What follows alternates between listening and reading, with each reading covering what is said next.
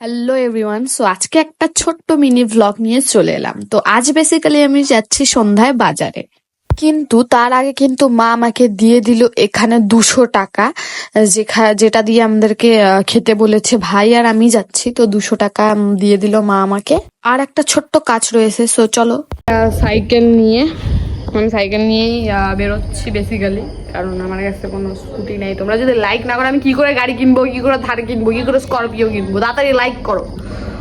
তো সাইকেল চালায় চালায় চলে আসলাম বাজারে ওই কাজটা করতে। অ্যাকচুয়ালি ভাইয়ের স্কুলের জন্য কিছু ফটো তুলতে হবে, সেটার জন্যই আসা। আর ফটো তুলে চলে এলাম একেবারে মোমোর দোকানে খেতে।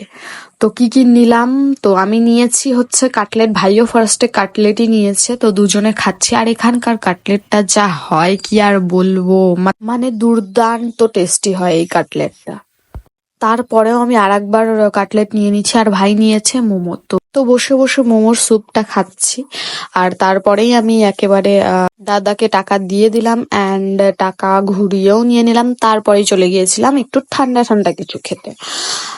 তো এখানে এসে চকোবার অর্ডার করে দিলাম। তো কাকু দিয়ে দিল চকোবার, আর কাকুকে টাকা দিয়েই আমরা বাইরে আসলাম খেতে। তো